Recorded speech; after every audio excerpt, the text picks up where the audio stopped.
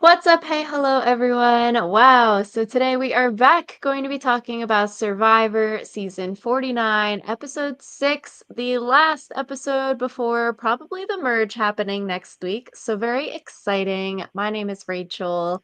I'm Alyssa, and I gotta say, we ended our last episode talking about the swap that happened, and I feel like I would be remiss to not say I think it is so stupid to swap for only one episode before then doing the Mergatory. Like, what is even the point? So that's my complaint for the day before we start talking about the rest of the episode. And we basically predicted it last week. We were like, okay, Sage and Shannon are going to go to war. Shannon is going to lose the battle, and Sage is going to come out on top. And then, we saw what happened this week, and it was what we said. So we are the scholars here. We are the scholars, which means that we're always right. We've never said anything incorrect ever about Survivor. Nope. So we start this episode off with everyone coming in their tribes, and then they are thinking it's going to be a challenge. Alex is talking to Jeff about the chicken reward last time and how they had to kill a chicken. And then we see Savannah, like under her breath, say, "Shut the H up. That's so effing annoying." And I feel like Savannah, we've seen her making like little comments like this throughout. And I was like, oh, Alex has been to two times the amount of tribals as you. Sophie has been to every single one. And like, you don't see those comments. Yeah, it does make me wonder because I'm like, Savannah, what are you hoping to gain here? Like, they're not going to unkill the chicken just because you don't approve of it. So it was very interesting. I also Sophie, poor Sophie E-list Sophie, we should say Sophie with an E. Don't care about her, but E-list Sophie has been to so many tribals, and if she wants to eat a chicken, she can eat a chicken. But Yeah, so it's like I feel like Alex when he was talking, it wasn't like super braggery when he was talking. Sometimes it's like, okay, you might make a comment like that if people are being unnecessarily rude or bragging about the reward or eating chickens or eating anything. But to me, it just felt like Alex was just explaining to Jeff's question what happened. Like, yeah, we had to kill one, but it was great because we finally got to eat food. And then we got the negative reaction there. yeah, it's not like he was like, "Oh, we're the greatest tribe ever because we won some chickens and we killed all of them so that no one else can eat." Like, what was up with that? It sometimes Savannah's like catty comments are funny, but sometimes I'm like, Savannah, girl, touch grass, touch sand. Which to me, it's very interesting because I feel like she's gotten like a good edit, very in the forefront of strategy. She's in a top alliance. She's one of the top players this season. And a lot of people are thinking, okay, because of all of that, maybe she wins the season. But then she gets negative comments like this, which I'm like, oh, would they really edit the winner in a negative way that shows her to be a little bit rude or mean here? I feel like the new era edits, they have been getting away from doing the like flawless winner edit and have been showing more of the winner's like quote bad side or flaws. And so I feel like her having some negative content isn't necessarily meaning that she's not going to win. So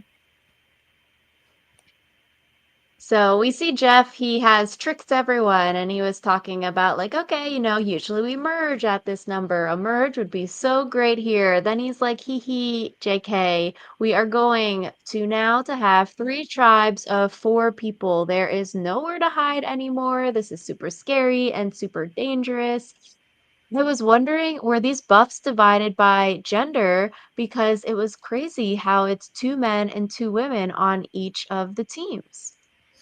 yeah, but then last time they didn't divide the tribes by gender, so it'd be weird if they did it this time, but who knows?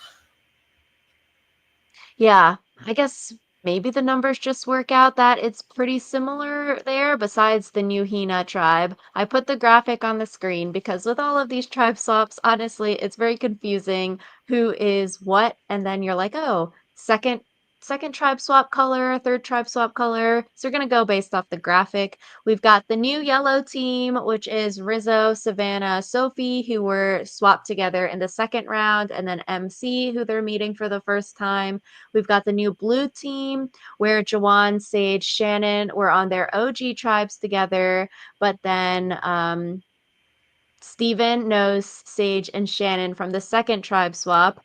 And then we've got the new red team where Nate is the only like OG red person on there. And then Sophie, Alex, or yeah, Sophie, Alex, no, Sophie, Christina, and Alex all were on the second tribe swap together. See, so Yeah. confusing. Yeah. Keeping track of everyone has been so difficult. And so I, for one, will be glad when they're all merged. But that's another reason why I don't like this like surprise random tribe swap, because now it's like basically everyone knows everyone. There's very few people that haven't been on any tribe together, and it's just why? And then it's like, how do you keep track of who's been to how many tribals? And it's why? Why? So I feel that's like my take.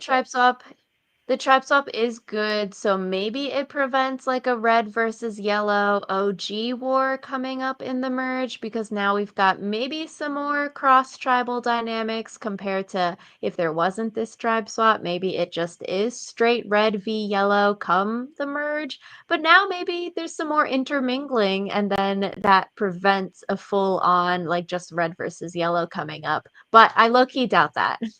Yeah, I still think it's going to end up being a red versus yellow situation. I agree.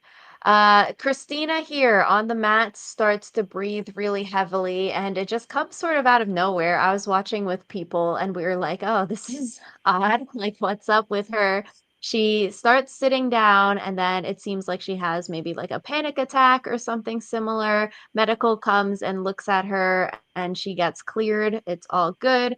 Christina later on is explaining what's happening. She says everything went to black, and then the edit cut to a black screen. I liked that. Yeah, I was really scared by like this situation, I guess, just cuz I know panic attacks can be like such a difficult thing to deal with, but then you also don't know if it's a panic attack or like something more serious, especially because we have had situations where people like legitimately can't breathe. Like what if she was like stung by a bee and found out she was allergic to bees on Survivor? That is one of my greatest fears, because I've never been stung by a bee before, is like having an anaphylactic reaction to a bee sting and not even knowing it. So that was one of my anxieties that I projected onto Christina in this moment. But yeah, it was very scary in that moment, and I'm glad that she was okay and that she was medically cleared. I also was a little bit worried because last week I think I mentioned like, oh, Christina's getting some more screen time, and so I was worried that like, oh, that means she's going to be voted out soon. Luckily, her tribe didn't lose, so she can't go home today. But I'm still worried. Yeah, I would be worried for Christina. I think she could go next week at the merge. So it's good that she got cleared by medical. I thought Jeff's wording, where he's like, I'm like, you're not asking for medical, I'm asking for medical. This is me. I thought that was interesting. Maybe like you're not allowed if you call medical in, that's bad as a contestant. So I thought that was interesting that Jeff multiple times was like, I'm calling this for you. Yeah, I do wonder if part of it is like validating the fact that it was a worrisome thing, because I think especially maybe if Jeff had an idea that it was a panic attack, he didn't want people being like, oh, Christina was being so over dramatic, and he wanted to kind of like support her in the fact that she was calling medical. But I don't know what's up with that. Yeah, so we get to the reward challenge. You have to roll a heavy cart over a bunch of obstacles. You have to then use a frisbee in order to knock off targets. The first two tribes win grilled cheese. The first place team also wins another assortment of food there. The first reward challenge of the season, so that's very exciting. And it was a fun challenge, I thought. We got down to blue versus yellow there at the end, throwing the discs. Steven and Rizzo were throwing the discs, and then Rizzo wins it for yellow. Then it's Alex versus Steven for second place. Alex gets it, and then they get second, and they were like really far behind. So that was good for them. I also would like to say that Rizzo was not the one who won. It was Rizgod, Rizgod.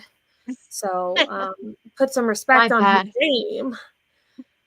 But I yeah, I was excited for Sophie finally winning something. I was like, yes, girl. She's been to every single tribal council, no food, no flint, and she finally gets food. So I was excited for her. I was going to say Sophie should get every single one of those grilled cheeses. I don't care about anyone else. Just feed our woman.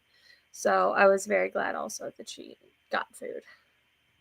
So, blue team, no grilled cheese for them. They also lose immunity later on in the episode. So, I was wondering, like, maybe it's because they didn't have sandwiches that they lost the immunity. But the blue team is the team that has the chickens on it. So, maybe it wasn't because they didn't get food.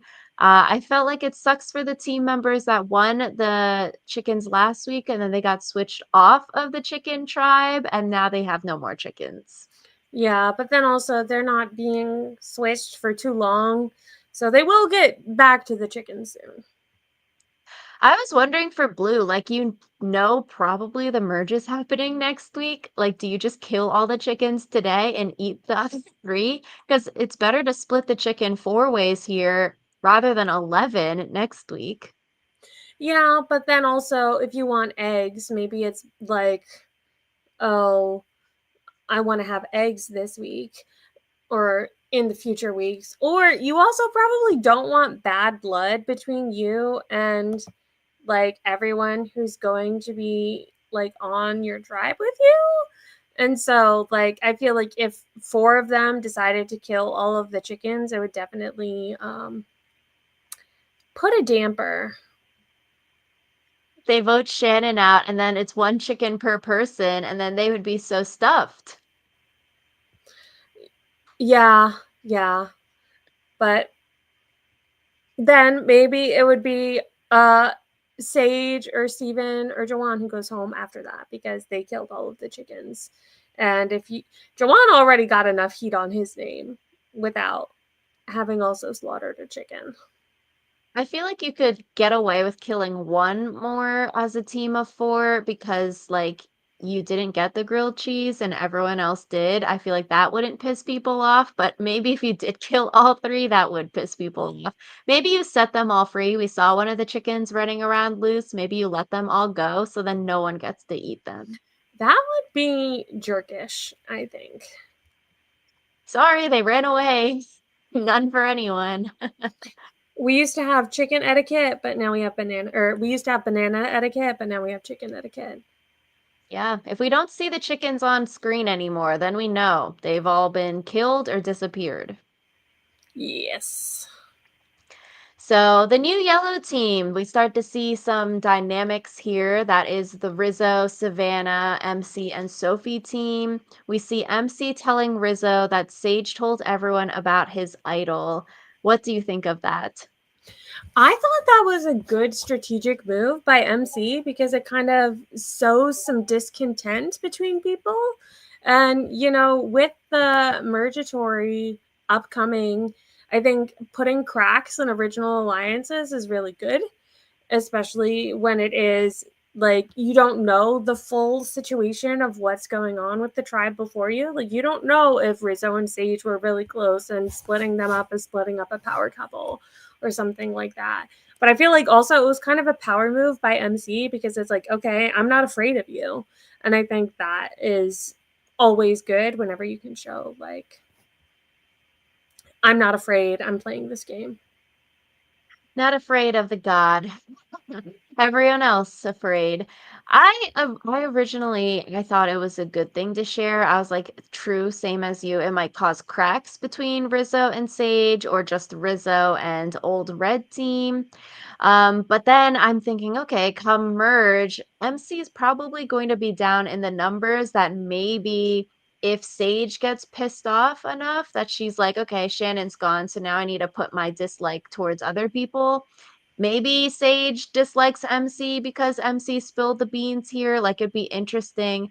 I think good because it could cause cracks between Rizzo and Sage, or Rizzo and Old Red.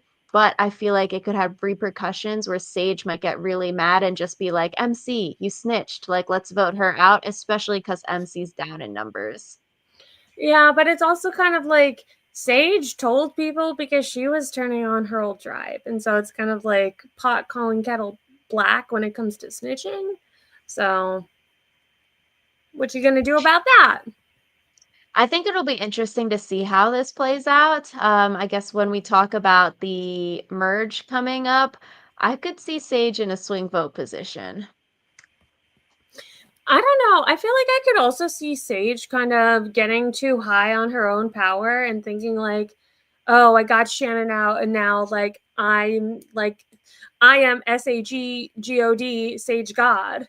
And so I feel like that is also a potential and maybe people end up turning on her because like she was really single-minded about um Shannon and Shannon getting out. So I could see it happening that way too.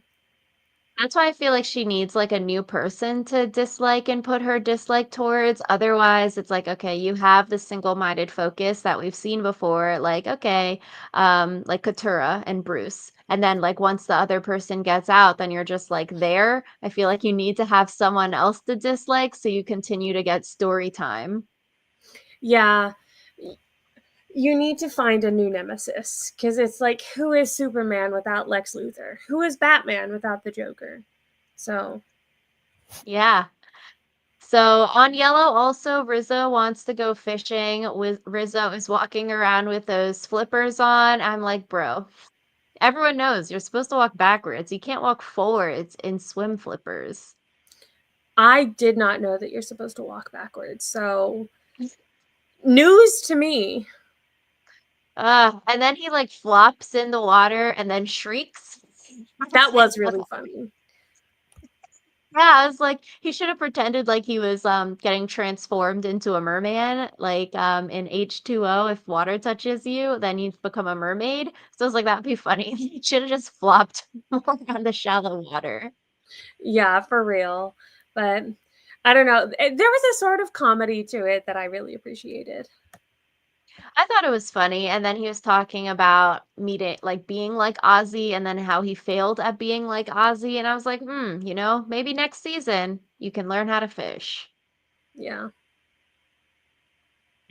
So this episode also had a lot of God talk. Rizzo was talking about him being a god here. We also see Shannon being liking God. So I was like, oh wow, Rizzo's very God talk here. Yeah, it was two very different kinds of god talk, I think. Yeah. Just thinking you're a god is that sure is something.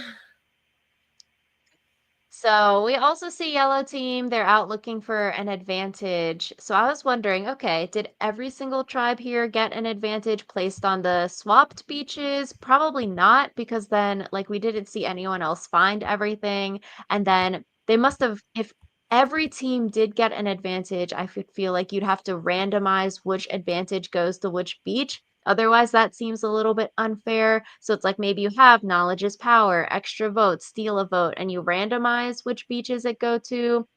Or it's like you're not putting three knowledges more into the game. Or is it just because Yellow won the grilled cheese that they got an advantage hidden at their camp, like Eva getting an advantage for winning? I was wondering what happened here. Yeah, I was wondering about that too because randomizing which advantages on which beach, like, again, not to be that person, but why do we even have more advantages right now? Do we really need more advantages right now? I do not think so. And also, I feel like knowledge is power is so OP that if you got this one compared to a steal a vote, I'd be like, this is unfair. I want to be on the beach where the knowledge is power is hidden. So that's why I feel like if every beach did get something, it would have to be randomized or just yellow got something placed and hidden at their beach. Yeah, which is confusing because why is yellow then like so good? So I don't know. So Sophie finds the knowledge is power. She doesn't tell Rizzo and Savannah, which I thought was really good. If Sophie steals Rizzo's idol, I think that would be great. Yeah, that would be great. I also, I don't know, the knowledge is power moment that I remember like the most is when they did a fake out, like, oh, can I have your idol? No, but you can have this fake. I don't even remember which season it was because the numbers all blur together, but you know the moment that I'm thinking about. And so I feel like having something else like that would be so much fun too. And apparently, this is the first time Knowledge's Power is actually in the game. Since season 43, Eva had the chance to get a Knowledge's Power last season, but didn't take it. So it's been a long time since this has actually been played, like playable in the game. So people maybe have forgotten about it. And that's sort of bad for Rizzo because everyone knows he has the idol here. And if they're not really thinking that knowledge is power is a factor, he probably isn't going to hand it off to people. So I think it's good Sophie kept it a secret because people probably aren't expecting it in the game. Yeah, I think because partially because it's so OP, but then also like you can't plan for every contingency all the time. Yeah, and we got a comment saying, is it me or does Sophie have a winner edit? I feel like with Sophie having the knowledge is power and then also her backstory of going to every single tribal council but this one, I think if she makes it there, she has a really good underdog story of being down in the dumps and then finding advantages. And then depending how the second half goes, she has a good story already right now. Yeah, but I also feel like she is one of the people that other people are going to recognize that she has a good story, and so I think she probably will not be allowed to get within spitting distance of Final Four. Like I could see her being one of the people that goes out at 6 or something because people are like, okay, she's really powerful, she has a really great story. I'm assuming she's going to have lots of friends on the jury. So I agree. If I were there, I'd be like, Sophie, Alex, sorry, you cannot make it to the end because to get whittled down to a tribe of two and then like be rebirthed here in the ashes, I'm like, that is way too good of a story. Even if you didn't really do anything else in the season, like you could ham that up so much. So I feel like, yeah, it'd be really dangerous to let them get there just because they have a good story. yeah, they have a great story, and just I think they're also both pretty likable people, and so that probably also doesn't help. Yeah, I think Sophie's doing a good job though, especially if she continues the whole like I'm a lost wounded puppy phrase that she's going with because I could definitely see people seeing like okay, it's Savannah, Rizzo and Sophie as a tight trio, but like Sophie's just the follower as the lost puppy and Savannah and Rizzo are the more scary dangerous people that we need to get voted out that Savannah or Sophie could slide her way through there. Seems like people really like her and aren't really threatened by her because of that like cutesy act she's putting on. Yeah, I think playing dumb, playing cute is definitely a way to go, but then again, that's kind of a balance you need to play because you don't want to play so dumb that people don't believe your achievements later on. Yeah, so we go over to the red tribe, which is Nate, Christina, Sophie, and Alex. Nate here is on the bottom now because the other three were together on their last tribe, and you have two OG yellows. Where the yellows might want to vote him out because he's an OG red. Nate, we see, is telling them what happened at the second tribe swap about voting out Matt and then voting out Jason. He's lying and saying that he was working with Jason and then trying to lie and say, no, it wasn't Red Strong. I wanted to keep Jason around, which is good, but then no one really believed his story. Yeah, I wonder if they were going to believe, like, even if it was true, would they have not believed him? Or. Like, what was the story there?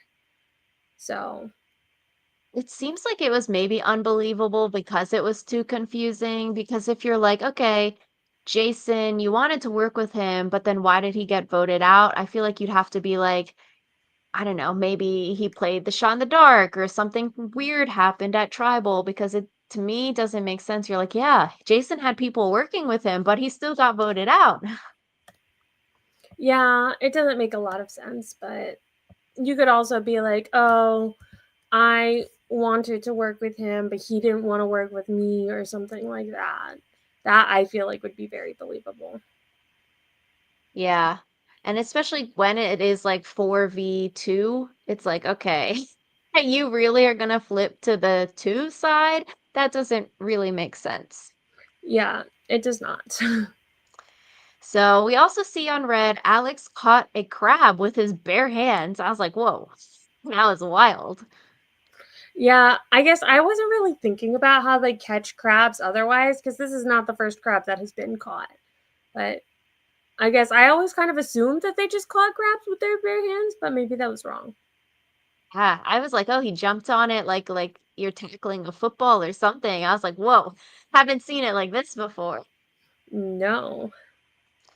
So, pre any challenge, anything like that, we see Christina using Sophie's name as a decoy name with Nate, which I was like, ooh, Christina, maybe that's a little bit too soon. Like, maybe you wait until you lose a challenge because now Sophie, we see, is sort of pissed off that her name is going to be used as a decoy, which is valid. You're like, you don't ever want your name out there like that. And then now Sophie wants to vote Christina out. Yeah, I do also like this feels like the first time we've seen Sophie with an E, and I'm like, where was this energy? You know, where was this fire? And so it also, again, kind of made my spidey senses tingle as far as Christina's future in the game. So that was a yikes. I agree, though, that she should have waited to throw out a decoy name. Yeah, and then we also see Sophie say she wants to be Alex's new Sophie, which I thought that was funny because we've got two people named Sophie here. And because of all of like the Christina Sophie potential beef, I'm like, I think one of them is going to be the merge boot next week. I feel like out of everyone left here on the screen, I just don't really know anything about Christina or Sophie and like where their true alliances are. Yeah, I feel like they are very much like auxiliary characters where they might be used for votes, but we don't really know anything about them. Yeah, and especially if Christina and Sophie do have beef, like that's not good because you need the OG yellows to stay together because they're already down in numbers, then they could just be an easy vote out. Yeah. So the yellow versus red war, I feel like, is going to get really spicy too.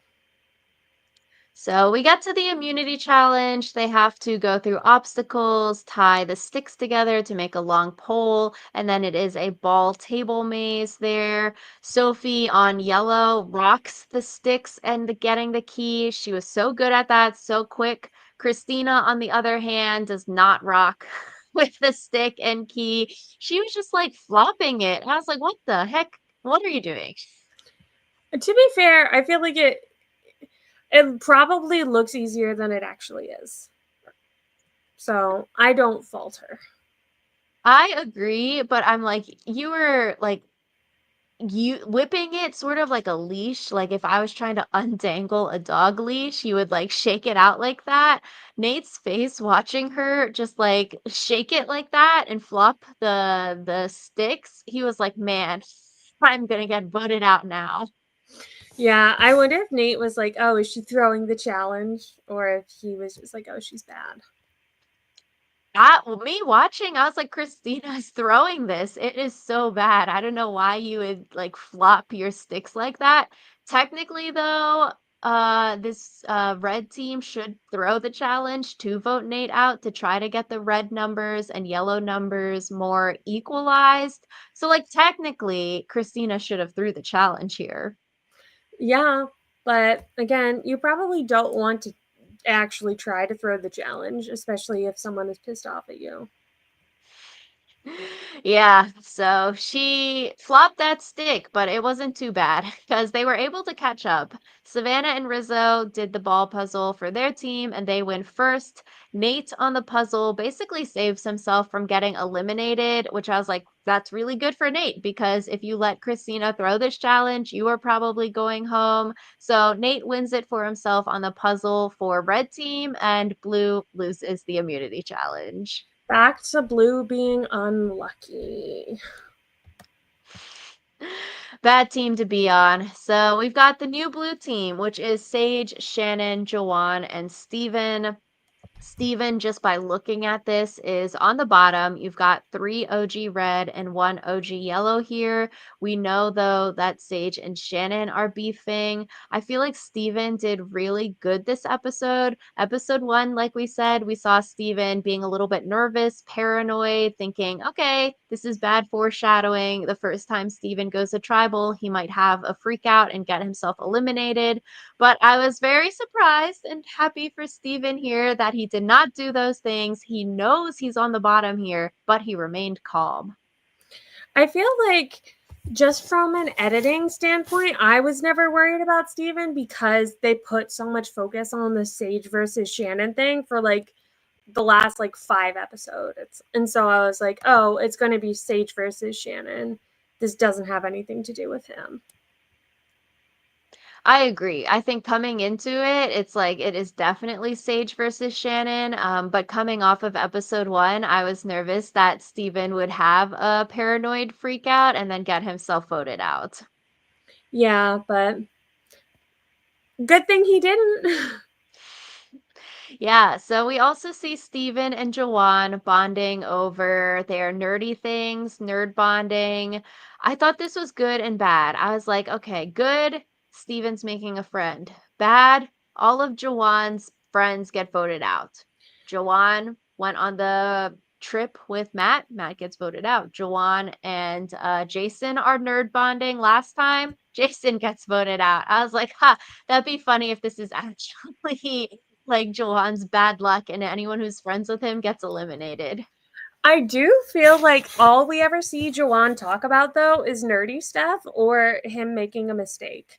And so I'm kind of like, does Jawan have a personality other than nerdy stuff and making mistakes? Because maybe that's why all of his allies get voted out because he's not actually a good player. I would be definitely very interested if Joanne wants to flip on red and maybe go with Steven and yellow. And like this is the connector for Joanne to flip is because he's such good friends with Steven now. Hard to tell because in all of the confessionals, Joanne is just so OG red strong. And all of Juwan's allies get voted out when they're not the same color to start with. So I'd be wanting to know, is Juwan like actually OG Red strong, or would he be willing to flip once he realizes maybe he's not so in with it? I mean, I feel like he has to just not realize that he's at the bottom, given how many opportunities he's had to be like, okay, flip. But I do wonder if him having so many relationships outside of OG Red will help him, even if those people do get voted out. Because whenever OG Yellow like does need someone, maybe Jawan is the person they go to. Maybe he's the one who like kind of orchestrates his own downfall because he's so unwilling to flip. I don't know. It feels like there's a story there, but I'm not quite sure what story they're trying to tell with Jawan, other than that Savannah hates him and that he has bad luck and is a nerd. Because like maybe Juwan is so big brained that it's like, okay, I befriend all these people. Good jury management. They get voted out after you befriend them. So maybe it's good for jury management. But yeah, I don't know. It's very interesting because he is so red strong in confessionals. And that's just maybe a testament to the other Reds are like really feeding it to him that he is in with them. Yeah. Does it count as good jury management if we're not actually to the jury phase yet? He's too big brained. He's starting early. He's practicing. Yeah. So when Blue loses, we see Shannon wants to actually keep Steven around and vote Jawan out. And then I was also like, okay, Sage tells Jawan what Shannon said. Jawan must realize that he's on the bottom of red, right? You would think. You would think. And yet, it seems like maybe he doesn't. So we also see Shannon saying that she and Sage can now reconnect again now that they aren't really pitted against each other, which does make sense because on the second tribe swap team, it's like you and the other person are literally the two people on the bottom. The only way to make an inroad would be to throw out the other person's name. So like low key, she's not wrong with now saying that her and Sage can reconnect and like talk more openly. She's not wrong, but I think also the thing with Shannon is that she really underestimated Sage's dislike of her, as we see when she gets voted out as well. And so I think there's something with that. Yeah, sort of feel bad for her in her like exit stuff. She's like, yeah, it's really like difficult watching this back, but now it seems that her and like Sage have worked things through and like talked through stuff, so that's good. But yeah, I feel like it's got to be hard to hear that these people are being nice to your face and then mean behind your back on a TV show. Yeah, especially because Sage was pretty brutal when it came to Shannon. Like, it wasn't like, oh, I don't think this person and I are compatible. She was like, oh, Shannon's so fake. Shannon's so this. Shannon's so that. Like, there was no. It wasn't like, oh, we don't vibe in the game. It kind of felt more personal. Yeah, it seems like in the game, Shannon maybe rubbed people the wrong way, and like she seems so positive all of the time, like nothing bothers her. It's just so much positivity, and then sort of saying weird stuff like, I remember being in the womb. Yeah, that it was kind of weird, but not everyone read Shannon's preseason stuff. So I feel like Sage needs to have more beef with people now. Yeah. Yeah, I kind of want Sage to get a new nemesis every episode. Every episode, it's like the anti-Jawan. Yeah, Joanne gets a new friend every episode. Sage gets a new enemy every episode. Yeah, and both are winning. I guess maybe the Jawan one isn't because your friends are getting voted out, but if you get your enemies voted out each episode, then that's pretty good. That is winning. So we go to tribal council. It is three of these people's first ever tribal council right before the merge, which is sort of wild. Shannon Yeah, here gets eliminated. Go ahead. I was gonna say I wonder if Sophie was just like sitting there on the beach, being like, "Man, I'm so glad I don't have to go to tribal." Probably like, oh, this is what it's like not having to go there. This is great. But Shannon gets voted out here. She's still like so happy and so positive when getting voted out. I was like, no, please give us a different emotion. I like really wanted to like see it be funny if she changed completely and is like super pissed, cursing. It's like, okay, that's not your personality, but I was like, you're still so happy. Yeah, I like it when people are a little bit mad, but also it I feel like to me it kind of shows that Shannon wasn't being as fake as Sage thought she was because even Mhm. when voted out, like she was like, "Oh, I'm so happy. Can I have a hug?" Like it wasn't like, "Oh, f you, f everyone." Like, you know what I mean? That's true. If she did completely change her personality getting voted out, then I think it's like, okay, Sage's read is right. That is like fake and performative, but she's still so positive and upbeat, even when your dream is getting crushed. So maybe it's not so fake and performative, and that's just her personality. Yeah, it was interesting because I was reading Dalton Ross's recap of the episode, and he basically said in his recap, like, yeah, this is just who Shannon is. And if she was like playing up certain elements of her personality, that's what everyone does on the island. So I feel like having an unbiased or guess not totally unbiased, but a minimally biased source in the form of an entertainment journalist, I'm kind of like, okay, I feel like Sage's read on the situation was wrong. And even in exit press, like interviews, talking interviews and stuff, Shannon was still very like upbeat, bubbly, peppy, which is like, okay, you could maybe fake it for a 15-minute interview, but yeah, it seems like that's just who she is. Yeah. I, again, I think I talked about this when we first started the Sage versus Shannon drama, but it is very strange to like see it edited in such a way where they clearly wanted to make Shannon the villain, and I never really believed it. And I feel like as Shannon, that would also feel really bad to see like, oh, I'm being edited as like a disingenuous villain for like something that was literally just my real personality. Yeah, that's probably got to be hard to grapple with, because it's not like, oh, I can change that thing. Like, that's just who you are. If people were like, yeah, you said rude things or you're a mean person out there, that's like things you can change. Yeah. So Shannon gets voted out, still so happy and excited, and she wants hugs from everyone. Sage says, no, sorry. Yeah, I kind of was like, if you're Sage, why do that? Like, it's not like Shannon voted you out. You're the one who voted her out. Like, what was up with that? I feel like it's good that Sage like isn't willing to fake it and just give people hugs for the sake of giving them a hug. But then also a few episodes ago, Sage is like, "Oh, all of my friends like backstab me after a little bit." I'm like, "This is interesting." Yeah, it's kind of like maybe it's because you aren't willing to meet people where they are and you have to have your way all the time. But then also, it's like we only see an hour of you every week on television, so we can't really judge why her friends may or may not leave her. So, do you think this is a good or bad move for Jawan and Sage to flip on OG Red and vote Shannon out? Do I think it was a good or a bad move? Yeah. I am not sure. Just because I think we're feeling that it's going to be a red versus yellow battle. And so, in that case, maybe that was the wrong move. But also, you don't want to constantly be around someone who makes you miserable. And so, if being around Shannon was making you miserable, maybe it's worth it to sacrifice like a numbers advantage in the game.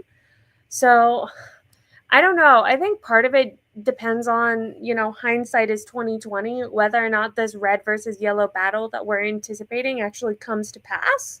Because if it doesn't, then like, yeah, go for it. If she annoyed you, vote her out. But if it does, then it gets stickier.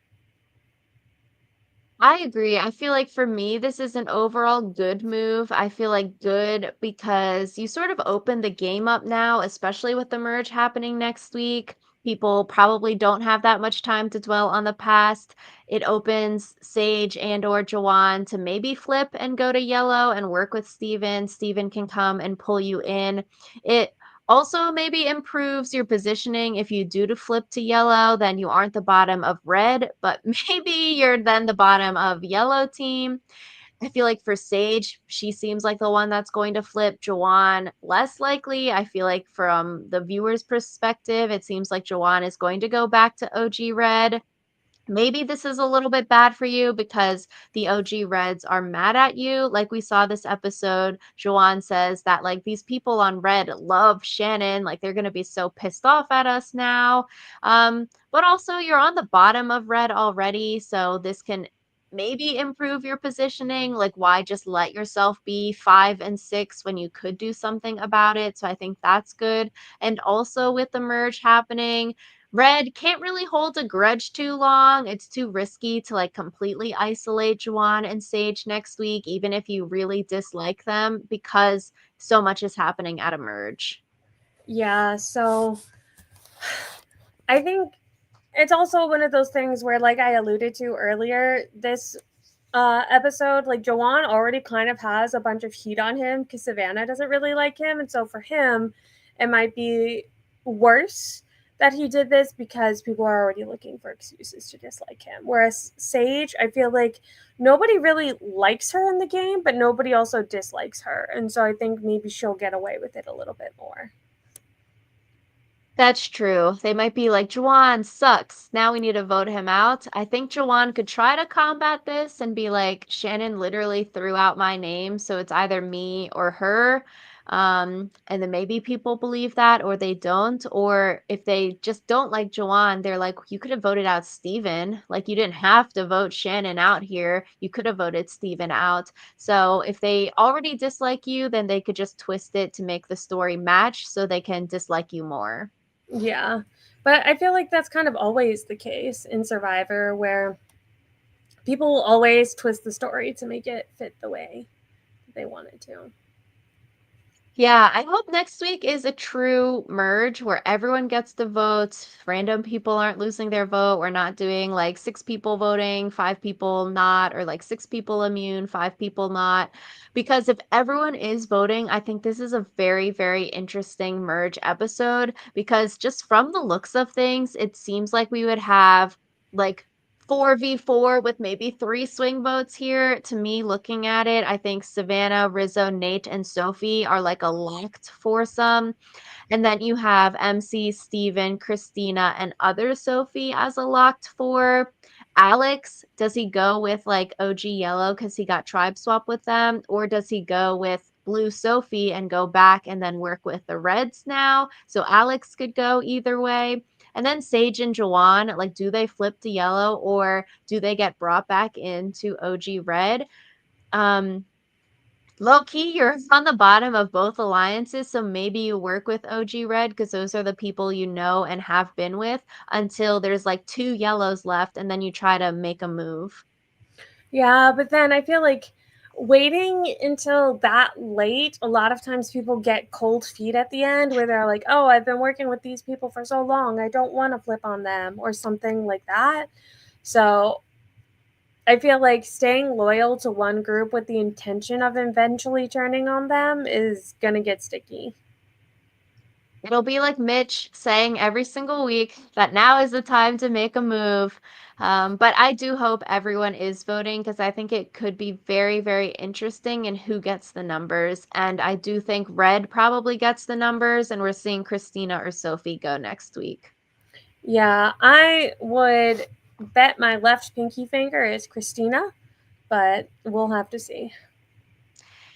Yeah, especially because OG Red just seems so strong. I think you have to present like a very unified front and not demonstrate cracks. Because if you start to demonstrate cracks, people will think they can get in there and try to flip one or two people. If you just come in with that aura of like, we're the top dogs, other people are going to want to work with you and you're just going to intimidate them into breaking up their own alliance. Like, why would you want to be on the losing side of a merge? You're going to flip.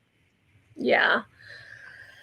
But I guess we'll see. I think that if everyone votes is a very strong if, considering a lot of times there's kind of interesting things that happen at Mergatory. So we'll have to see. Yeah, so that was our episode 6 recap. Let us know in the comments down below what you thought of this episode. Did you think that the Sage and Shannon war was going to happen? Did you think that they made the right move in voting Shannon out? If you were the Blue Tribe, would you have killed all of the chickens so no one gets to eat chicken before the merge next week? Let us know in the comments below. Thank you all for watching, and we will see you all.